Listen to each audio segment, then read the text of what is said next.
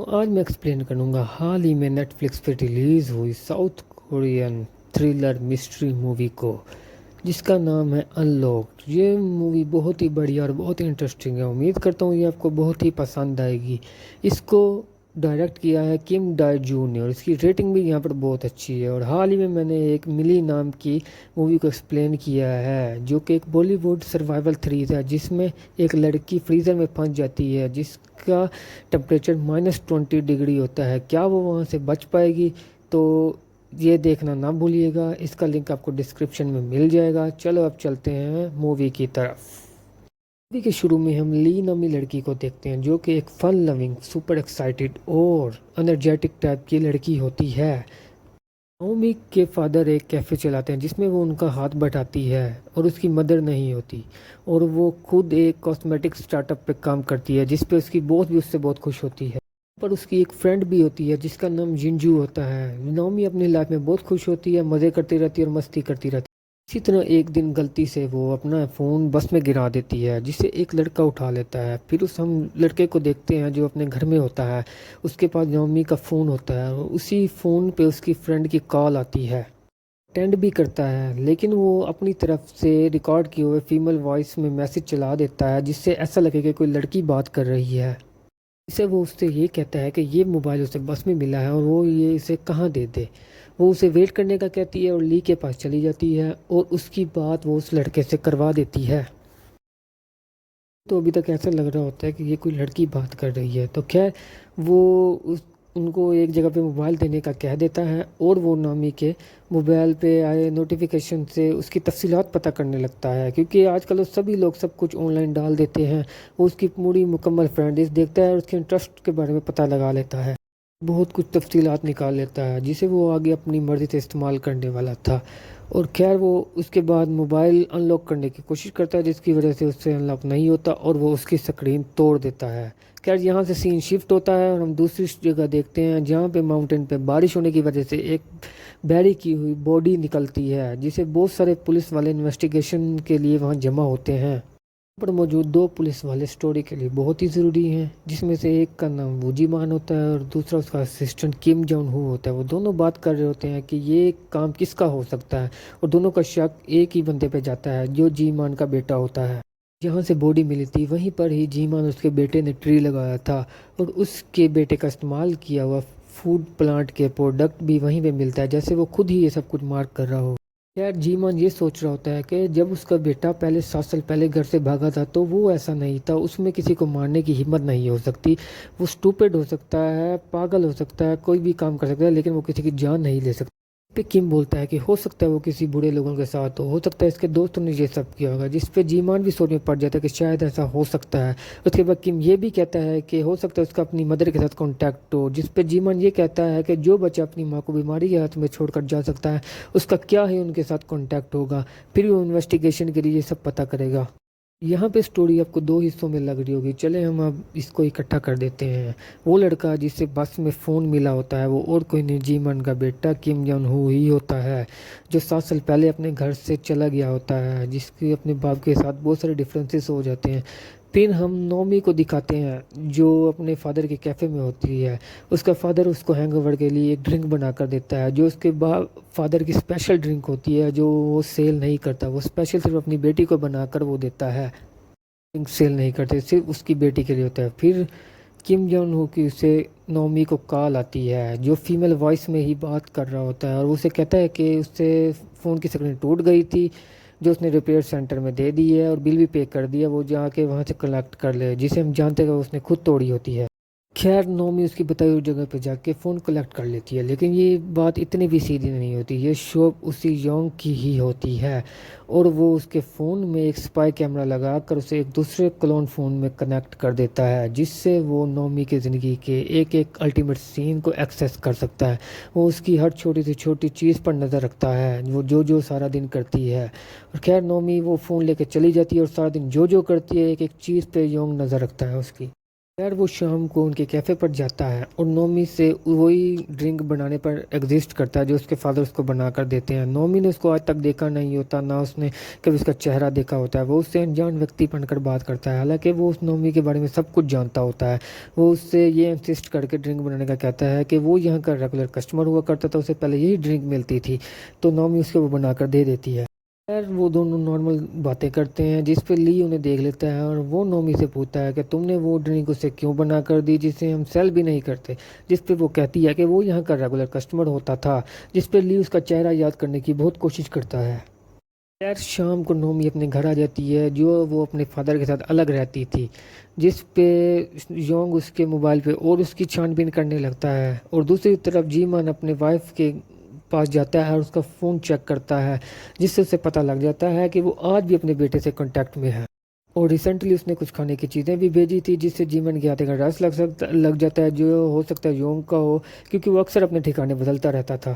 اگلے دن ہم نومی کو ڈے ٹو ڈے لائف میں دیکھتے ہیں، اور جس پہ یونگ نے پوری رات اس کا ایک ایک تفصیل نکال لی ہوتی ہے، اور اس پہ وہ ایک نوٹ پیڈ بھی بنا لیتا ہے، جس سے اس کو پتہ لگ جاتا ہے کہ نومی سارا دن کیا کرتی ہے، کہاں جاتی ہے، وہ اکیلی رہتی ہے، کس کے ساتھ اس کی اٹیچمنٹ زیادہ ہے، اس کا کیا ڈور لاک ہے، اس کے کیا کون دوست ہے، اور اس کا بوس کیسا ہے، اس کا کس کے ساتھ کیسا تعلقات ہے، اسے ایک ایک چیز کا پتہ لگ جاتا ہے، کس سے زیادہ محبت کرتی ہے، اسے سب کچھ پتہ لگ جاتا ہے۔ اس نے الگ سے انسٹاگرام اکاؤنٹ بنایا ہوتا ہے جس پہ وہ اپنے بوس کی برائی بھی کرتی رہتی ہے، اور بھی ایسی چھوٹی موٹی چیزیں، ہر چیز کا وہ ایک نوٹ پیڈ بنا لیتا ہے اور اپنے پاس سیو رکھ لیتا ہے۔ وہ لیپ ٹاپ پہ نومی کی فوٹو بھی سیو کرتا ہے، جس سے ہمیں پتہ لگتا ہے کہ اس کے لیپ ٹاپ پہ ایک پہلے وکٹم کی فوٹو بھی لگی ہوتی ہے جو یہ ایسے لوگوں کا شکار کرتا ہے، جس سے ہمیں پتہ لگتا ہے کہ یہ ایک بہت ہی بوڑھا اور سائیکو کلر ہوتا ہے۔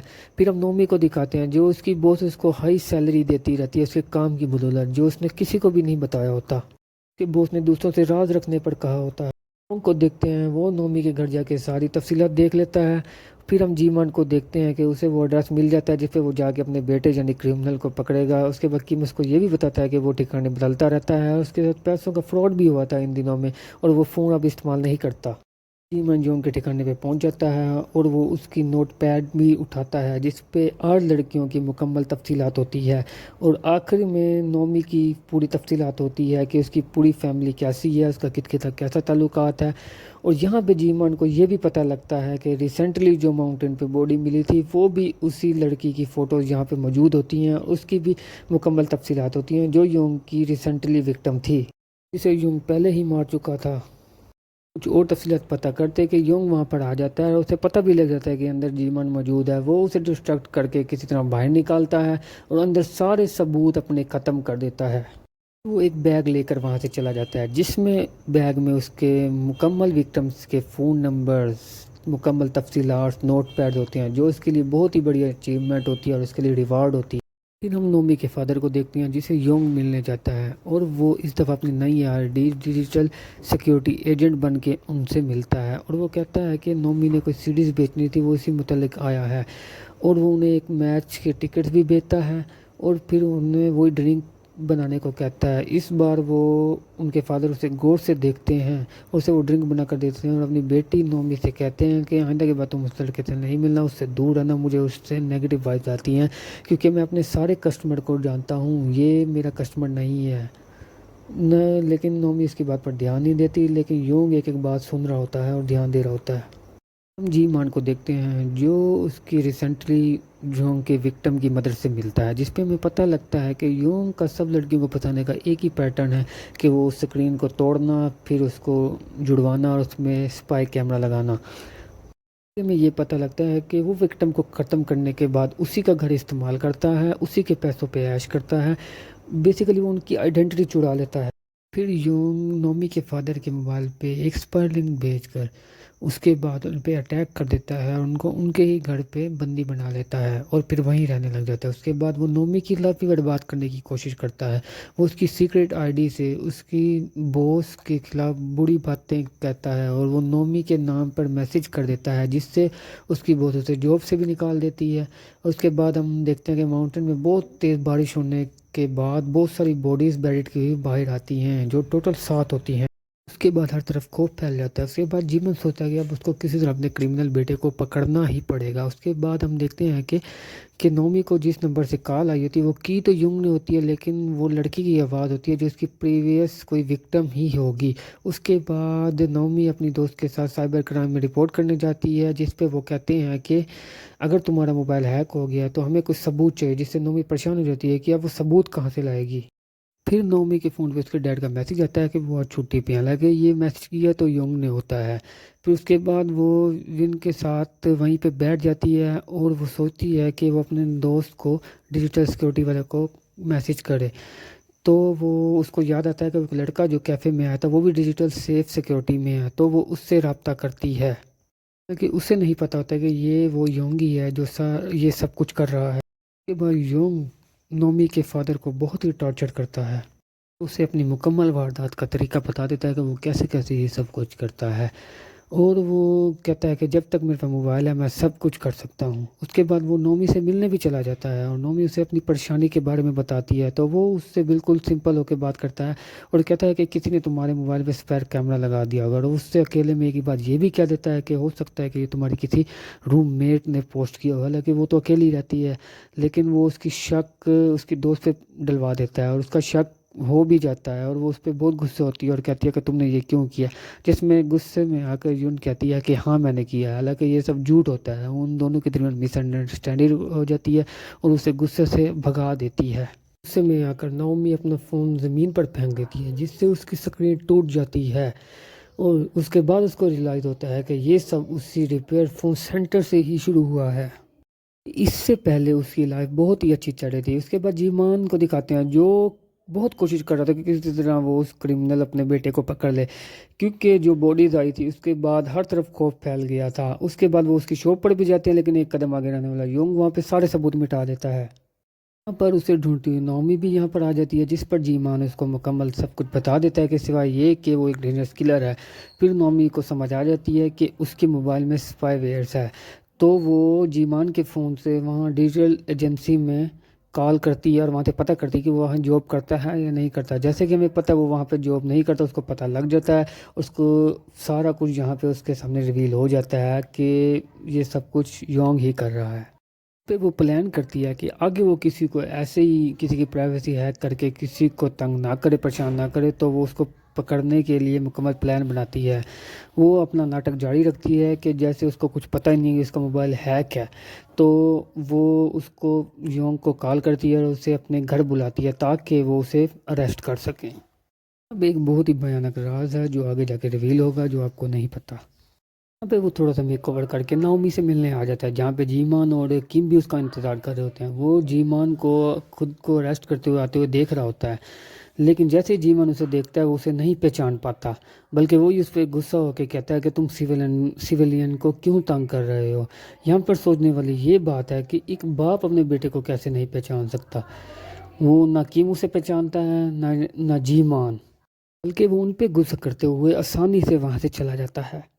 اب آپ کو آگے جا کے پتہ لگے گا کہ کہانی اصل میں چلا کون رہا ہے۔ پھر وہ دونوں یومی کے پاس جاتے ہیں اور وہ اپنی پرانے سم میں موبائل میں ڈال لیتی ہے۔ اس کے بعد جیمان اور اسے وہ کہتے ہیں کہ آجا تم کہیں اور جگہ جا کے رہو، جس پہ وہ اپنے فادر کے گھر جا کے رہنے لگتی ہے، جس پہ جیمان اور کم اس کو وہاں چھوڑتے ہیں اور ایک کارڈ بھی دیتے ہیں اور کہتے ہیں، اور جس پہ وہ نومی کہتی ہے کہ میں تمہیں ٹیکسٹ میسج کروں گی کہ میں بالکل سیف ہوں، اگر میں نہ کروں تو سمجھ لینا کہ یہاں پہ کوئی گڑبڑ ہے۔ پھر اس کے بعد نومی جیسے ہی اپنے فادر کے گھر جاتی ہے تو وہاں پہ یونگ اسے ملتا ہے جو اسے ہوسٹیج بنا لیتا ہے۔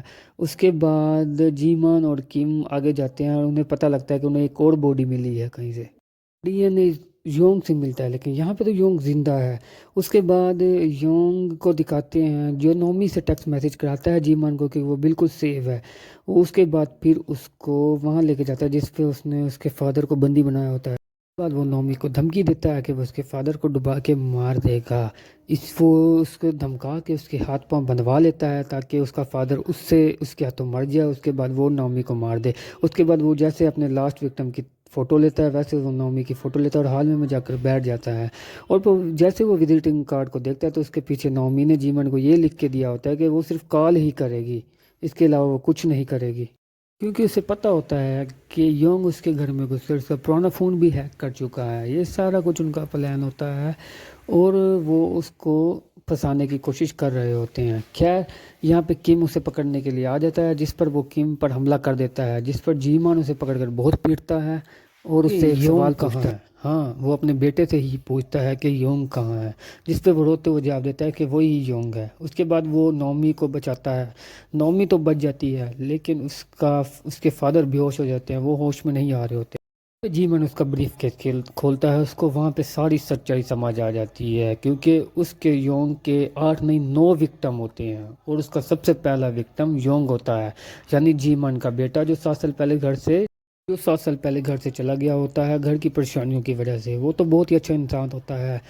یونگ اس کو مار کر اس کی آئیڈینٹی چڑا لیتا ہے اور اسے ہی کلر کے طور پر سب کے سامنے پیش کرتا ہے کہ جیسے ایسا لگے کہ سارے مرڈر وہی کر رہا ہے، سب کو لگے کہ وہ ہی گنہگار ہے. اس کے بعد جی مین اس کے فون پہ اپنے بیٹے کی آخری فوٹوز بھی دیکھتا ہے، جس پر آپ خود سمجھ سکتے ہیں کہ باپ کو کیسا لگا ہوگا اپنے بیٹے کی آخری فوٹوز دیکھ کر. پھر وہ دکھ درد سے ٹوٹنے کے بعد اسے شوٹ کرنے والا ہوتا ہے کہ وہ اپنی باتوں سے اسے مینیپولیٹ کرتا رہتا ہے جس سے وہ اسے شوٹ نہیں کر پاتا. یہاں وہ ایول پروٹیکٹر کو تو مینیپولیٹ کر سکتا ہے لیکن دکھ درد جھیلنے والی وکٹم کو تو نہیں. اس میں وہاں سے نومی غصے میں کم کی گن لے کے آتی ہے اور اسے شوٹ کر کے مار دیتی ہے. یا اس کے ڈیڈ بھی بچ گئے تھے، وہ بھی زندہ تھے. اگلے سین میں جی مان نومی کے اوپر سے کیس ہٹوا دیتا ہے اور اصلی مرڈر پکڑا بھی جا چکا تھا اور ختم بھی ہو چکا تھا. اس کے بعد نومی اپنے فادر اور یون کے ساتھ دوبارہ ہیپننگ لائف میں چلی جاتی ہے، لیکن اس کے دل سے ابھی تک یہ ڈر نہیں کیا تھا کہ ایسے ہی وہ دوبارہ کسی انسان کا شکار نہ بن جائے. تو بوم یہیں پہ کہانی ختم. یہ تھی دوستوں ان لاکڈ مووی جو کہ south Korean thriller mystery movie تھی. امید کرتا ہوں یہ آپ کو بہت پسند آئے گی. اب ملتے ہیں کسی اگلی سٹوری پہ. دوستوں اس مووی کو ضرور دیکھیے گا، یہ مووی آپ کو نیٹ فلکس پہ مل جائے گی. اصل میں سٹوری میں سب سے زبردست سین اور سسپینس یہی ہوتا ہے کہ جو وہ مرڈر ہوتا ہے اس میں بیٹا نہیں ہوتا، وہ کوئی اور انسان ہوتا ہے. وہ اس کی آئیڈینٹی چوری کر وہ اسی کو مرڈر بنا دیتا ہے.